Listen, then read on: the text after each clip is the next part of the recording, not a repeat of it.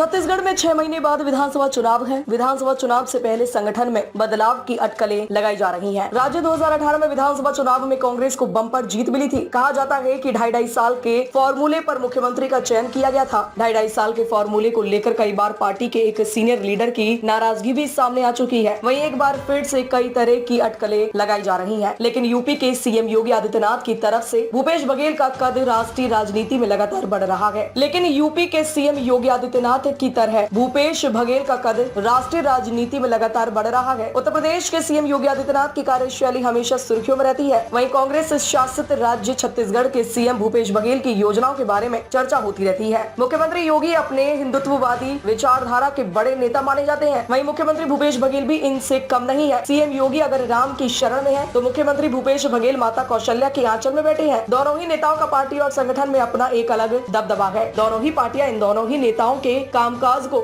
जनता के बीच दिखाने का काम करती है। आज राष्ट्रीय स्तर पर कांग्रेस पार्टी छत्तीसगढ़ के मुख्यमंत्री भूपेश बघेल को जमकर प्रोजेक्ट कर रही है। छत्तीसगढ़ में मुख्यमंत्री भूपेश बघेल माता कौशल्या के मंदिर बनाने पर जोर दे रहे हैं। उत्तर प्रदेश में योगी सरकार में हिंदुत्व पर बात होती है तो छत्तीसगढ़ में भूपेश सरकार गोधन न्याय योजना पर चर्चा करती है। भूपेश बघेल जनता के बीच जाकर भेंट मुलाकात कर तुरंत जनता की समस्या का समाधान करते हैं। आज राष्ट्रीय स्तर पर दोनों ही नेता अपनी पैठ जमाने में कामयाब होते दिख रहे हैं। मुख्यमंत्री भूपेश बघेल कांग्रेस के स्टार प्रचारों की लिस्ट में शामिल है। किसी भी राज्य में विधानसभा के चुनाव हो, योगी आदित्यनाथ की तरह भूपेश बघेल प्रचार करने जरूर जाते हैं। हिमाचल विधानसभा चुनाव में जीत के बाद भूपेश बघेल का कद पार्टी में और बढ़ा है। भूपेश बघेल के पास हिमाचल प्रदेश की जिम्मेदारी थी। हिमाचल विधानसभा चुनाव में कांग्रेस के घोषणा पत्र में छत्तीसगढ़ की कई योजनाओं को शामिल किया गया था। गौरतलब है कि 2018 में चुनाव जीतने के बाद सिंहदेव के अलावा मुख्यमंत्री पद के लिए पूर्व केंद्रीय मंत्री चरणदास महंत और सांसद ताम्रध्वज साहू का नाम भी तेजी से उभर कर सामने आया। रायपुर से लेकर दिल्ली तक इन सभी नेताओं के नाम पल पल बदलते घटनाक्रम के साथ प्रबल दावेदार के तौर पर सामने आते रहे। कभी टीएस सिंहदेव के मुख्यमंत्री बनने की खबर सामने आई तो कभी ताम्रध्वज साहू के नाम पर मुहर लगने की बात कही गई। कभी चरणदास महंत के इलाके में समर्थकों ने जश्न मना लिया तो कभी भूपेश बघेल के घर पटाखेबाजी हुई। लेकिन सबको मात देकर मुख्यमंत्री के लिए भूपेश बघेल के नाम के ऐलान के साथ सारी अटकलों पर विराम लग गया।